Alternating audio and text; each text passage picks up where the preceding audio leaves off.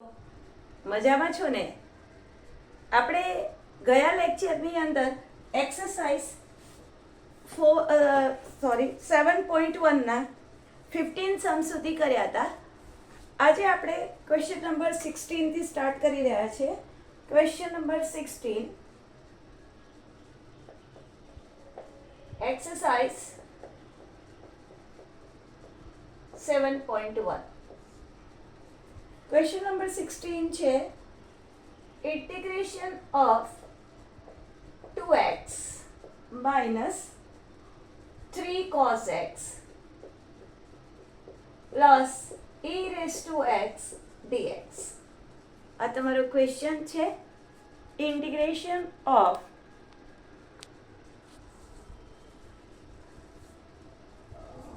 હવે આનું સંકલન કરવાનું છે. આપણને ખબર છે સંકલનના ગુણધર્મ કે જ્યારે સરવાળો ને બાદબાકી હોય તો તમે અલગ અલગ સંકલન કરી શકો. તો આનું સંકલન 2x નું સંકલન, એમાં 2 અચળ બાર, x નું સંકલન dx માઇનસ 3 અચળ છે બાર, cos x નું સંકલન plus e raised to x નું સંકલન. દરેક વખતે dx લખવાનું ભૂલાય નહીં. is equal to 2 બરાબર x raised to 1. x raised to 1 નું સંકલન એટલે x raised to n નું સંકલન આપણે કરતા હતા. x raised to એક ઘાત ઉમેરવાની, એ જ ઉમેરેલી ઘાત નીચે લખવાની. પણ આ ક્યારે પોસિબલ હોય? જ્યારે n બરાબર -1 નથી ત્યારે. ક્યારે પોસિબલ હોય? જ્યારે n બરાબર -1 નથી ત્યારે જ આ વસ્તુ પોસિબલ છે. શરૂ કરીએ આગળ. સો x આનું સંકલન, x ની ઉપર એક ઘાત છે, એક ઘાત ઉમેરો, એ ઉમેરેલી ઘાત નીચે લખો cos x. તમે ઉલટો ક્વેશ્ચન પૂછશો cos x કોનું વિકલન છે તો તમને આન્સર મળશે sin x નું. તો cos x નું સંકલન sin x plus e raised to x. તમે ઉલટો ક્વેશ્ચન પૂછશો e raised to x કોનો વિકલિત છે તો તમને આનો આન્સર મળી જશે e raised to x A e raised to x નો જ વિકલિત છે પ્લસ c. વિડિયો પોઝ કરીને લખી લેશો. નેક્સ્ટ સમ આપણે જોઈ રહ્યા છીએ. નેક્સ્ટ સમ ની અંદર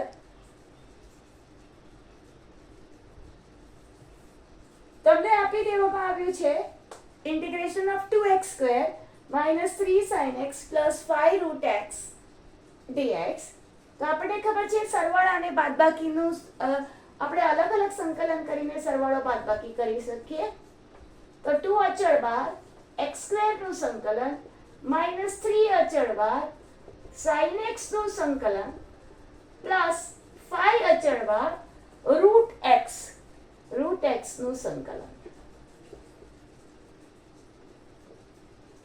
આપણને ખબર છે x raised to n નું સંકલન થાય x raised to n plus 1 upon n plus 1. તો અહીંયા થશે x raised to 2 plus 1 upon 2 plus 1 minus 3. હવે એવું ઊંધું ક્વેશ્ચન પૂછવાનો કે sin x છે એ કોનો વિકલિત છે. એક આપણને ખબર છે cos x નું વિકલન કરવાથી માઇનસ sin x મળે છે. તો અહીંયા sin x નો વિકલિત કોનો વિકલિત છે તો કે માઇનસ cos x નો, માઇનસ cos x નો પ્લસ 5. અહીંયા root x means what? x ની ઉપર 1/2 ઘાત છે. હવે x ની ઉપર 1/2 ઘાત છે અને હું એનું સંકલન કરું તો મારી પાસે થશે એક ઘાત ઉમેરો, છેદમાં ઉમેરેલી ઘાત નીચે લખો. સો તમારી પાસે કંઈક આવું આવશે x raised to 3/2 upon 3/2, 2 નો 2 પર નથી તો અહીં હું ડાયરેક્ટલી લખીશ x raised to 3/2 upon 3 અને 2 છેદનો છેદમાં અહીંયા અંશમાં જશે પ્લસ c. એટલે તમારો આન્સર રેડી થઈ જશે 2/3 x raised to 3 minus minus plus 3 cos x plus 5 2 10/3 x raise to 3/2 plus c. આ તમારો આન્સર થઈ ગયો. વિડીયો પોઝ કરીને લખી લેશો. 18 નંબરનો ક્વેશ્ચન શરૂ કરી રહ્યા છે. sec x બ્રેકેટમાં sec x plus tan x. સૌથી પહેલા આપણે સાદું રૂપ આપી દઈએ. sec x ને બ્રેકેટમાં ગુણાકારમાં કરી દઈશું. તો sec x into sec x is sec square x plus sec x into tan x sec x tan x. અને બંનેનો અલગ અલગ સરવાળો મેં લઈ લીધો. તમારો ક્વેશ્ચન ઉલટો પૂછાય, sec square x કોનું વિકલન છે? તો કે tan x નું. એટલે sec square x નું સંકલન થશે tan x plus sec x tan x કોનો વિકલિત છે? કોનો વિકલિત છે? sec x નું. તો sec x પ્લસ c. આ તમારો આન્સર રેડી થઈ ગયો. નેક્સ્ટ સમ જોઈએ. 19 નંબરનો સમ. sec square x.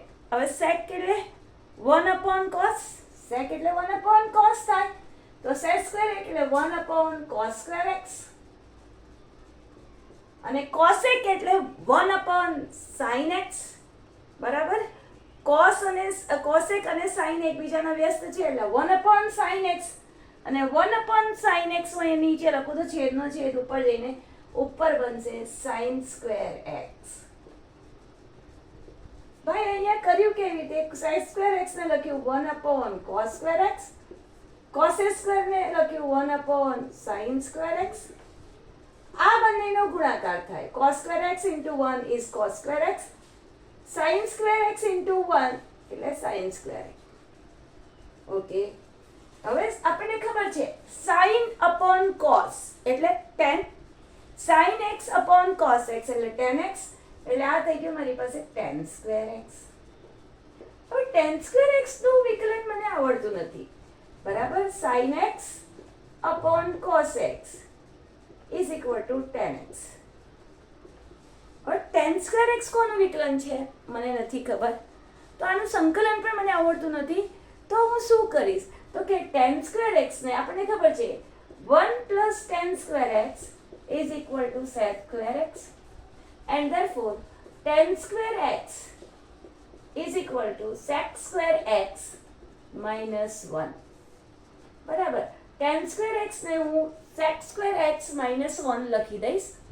અને sec square x નું મને સંકલન આવડે છે કેમ કે sec square x એ tan x નું વિકલન છે. તો મારો આન્સર આવી જશે.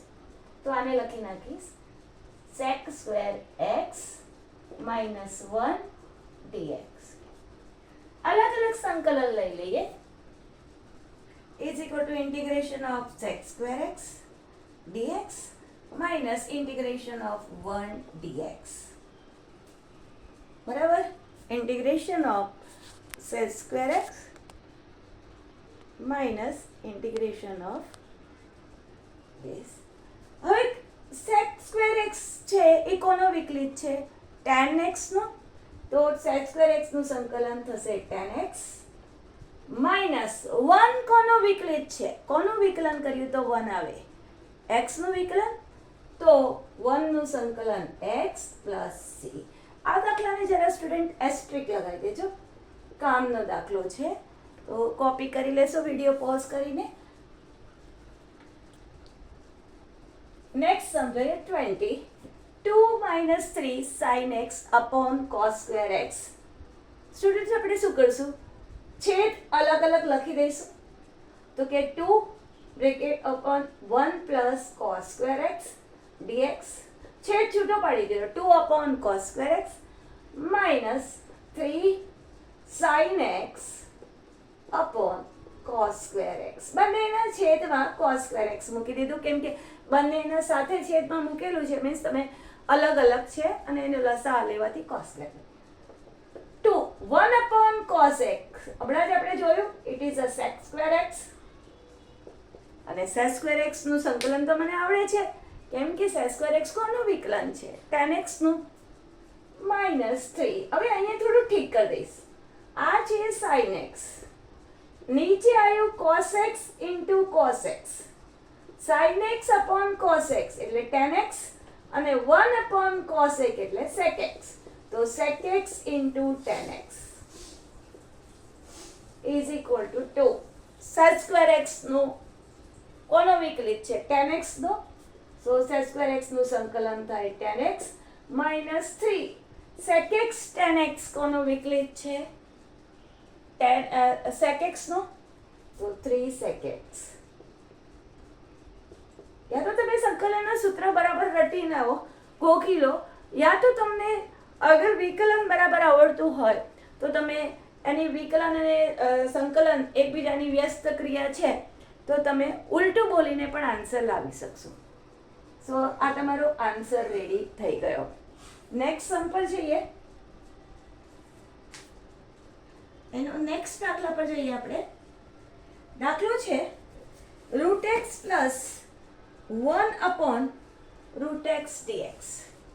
It is a 21 root x plus 1 upon root x dx અને એનો સંકલન કરવાનું છે. હવે સ્ટુડન્ટ્સ આની અંદર કોઈ હું લસા લઈને દાખલાને ઠીક નહીં કરીશ, હું અલગ અલગ સંકલન કરી દઈશ. રૂટ એક્સ નું સંકલન પ્લસ 1 upon root x નું સંકલન. રૂટ એક્સ એટલે શું કહેવાય? x ની ઉપર 1/2 ઘાત. અને આ શું છે? તો કે 1 upon x ની ઉપર 1/2 ઘાત. બરાબર. x ની ઉપર અહીંયા ઉપર 1/2 ઘાત છે, અહીંયા નીચે છે. x ની ઉપર 1/2 ઘાત નું સંકલન પ્લસ આ 1/2 ઘાત છે x ની ઉપર, તો હું જ્યારે એને અંશમાં લઈ જઈશ એટલે ઘાત કેવી થઈ જશે? Negative.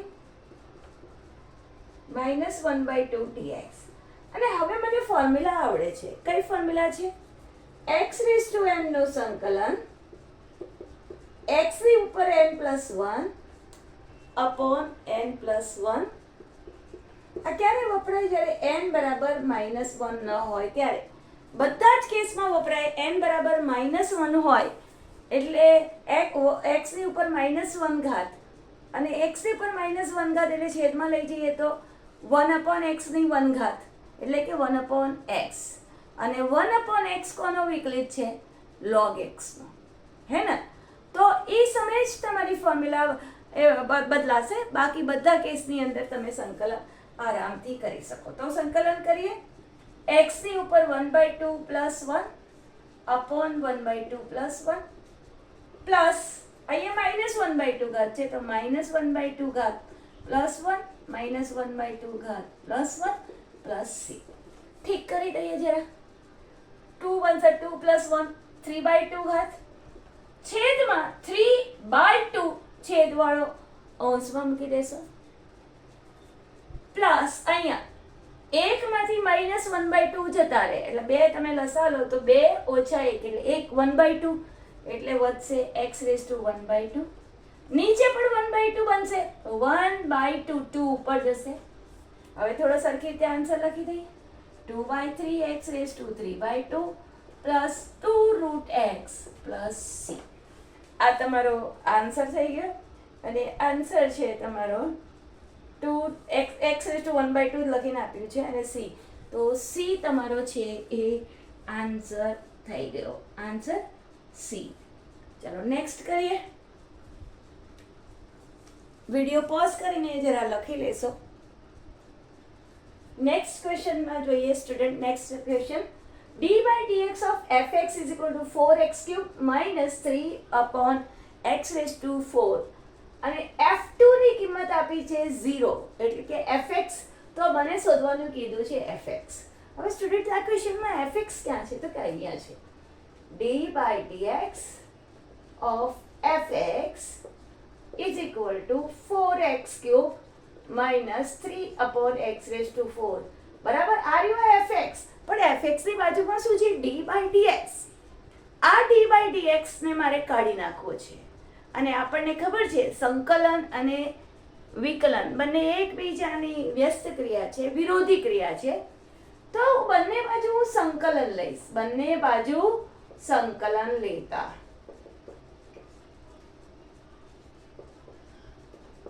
is equal to 4x cube minus 3 upon x raised to 4 dx. Okay, therefore હવે આ સંકલન અને વિકલન એકબીજાની ક્રિયા છે, વિરોધી ક્રિયા. સો fx સંકલન લઈશ તો fx ઇઝ ઇક્વલ ટુ, અહીંયા હું સંકલન અલગ અલગ કરીશ, 4x³ dx -3 અચળ બાર અને x⁴ એટલે x ની છેદમાં x⁴ છે એટલે અંશમાં લે એટલે x⁻⁴ dx is equal to 4x³ નું સંકલન, એક ઘાત ઉમેરો, ઉમેરેલી ઘાત નીચે મૂકો, -3 અહીંયા પણ એક ઘાત ઉમેરો, ઉમેરેલી ઘાત નીચે મૂકો, +c. therefore fx. સ્ટુડન્ટ્સ, તમને મનમાં થશે કે અહીંયા ઇન્ટિગ્રેશન છે તો અહીંયા પણ મારે કોન્સ્ટન્ટ લખવો પડે c, અહીંયા પણ સંકલન છે તો અહીંયા પણ કોન્સ્ટન્ટ c લખવો પડે. તો ભાઈ અહીંયા હું એક જ સાઈડે c લખીશ કેમ કે આ c કઈ અચળ અને આ c અચળ બે ભેગો મળે, બરાબર. આ અહીંયા આ બાજુ શિફ્ટ કરીએ, બંને c ની ટોટલ એક પર્ટિક્યુલર એક નંબર જ આવવાનો છે, અચળ નંબર જ આવવાનો છે, તો બંને જગ્યાએ મારે અલગ c લખવા જરૂરી નથી. એટલે એક c ઇનફ છે કેમ કે અહીંનો અચળ અહીંના અચળ સાથે ભેગો થઈને એક c બની ગયો. હવે તમને શું આપ્યું છે તો આ તમારી પાસે થયું fx શું બન્યું 4/4. આ તો 4 છે ને, 4 ને 3 4, તો 4 4 ઉડી જશે તો x⁴ આ થશે 3x⁻³ છેદમાં -4 + 1 એટલે -3 + c. હવે આ 3 3 ઉડી જાય, માઇનસ માઇનસ પ્લસ, સો x⁴ -1/x ની -3 ઘાત એટલે 1/x³ + c. આ તમારો થયો fx, બરાબર. તો સ્ટુડન્ટ તમને fx જ શોધવાનું કીધું છે પણ અહીંયા અચળ c દેખાય છે, એ મારે રિમૂવ કરવો પડશે. મને આપ્યું છે f2, fx માં x ની જગ્યાએ કેટલા મૂકવાના કીધા છે? 2 મૂકવાના કીધા છે, બરાબર. f2 is equal to 2⁴ -1/2³ + c. આ કામ શાના માટે કરી રહ્યા છે? કેમ કે મારે c શોધવો છે. મારી પાસે fx ની ફોર્મ્યુલા તો રેડી થઈ ગઈ પણ આની અંદર જે c છે એને મારે રિમૂવ કરવો છે અને એ રિમૂવ કરવા માટે મને કંઈક આપ્યું છે f2 is 0 એટલે કે x ની જગ્યાએ 2 મૂકેલા છે, 2 મૂકવાથી આન્સર 0 આવે છે. તો f2, હવે આ f2 એટલે f2 નો મને જવાબ એ લોકોએ આપી દીધો 0 માઇનસ ઇઝ ઇક્વલ ટુ 2 ની 4 ઘાત એટલે 16 અપોન 2 ની 3 ઘાત એટલે 8 + c. તો હવે હું c શોધી લઈશ, c ને હું શોધી લઈશ. તમે શોધી શકતા હોય ફટાફટ તો શોધી લેશો. ઓકે, ધેરફોર c ને હું આ બાજુ રાઈટ સાઈડ રહેવા દઈશ, આ 16 ને આ બાજુ શિફ્ટ કરીશ તો -16, 1/8 ને આ બાજુ શિફ્ટ કરી દઈશ તો 1/8 + 1/8. therefore હવે આની પ્લસ અમારો આવ્યો 8, 16 8 ઝા કરો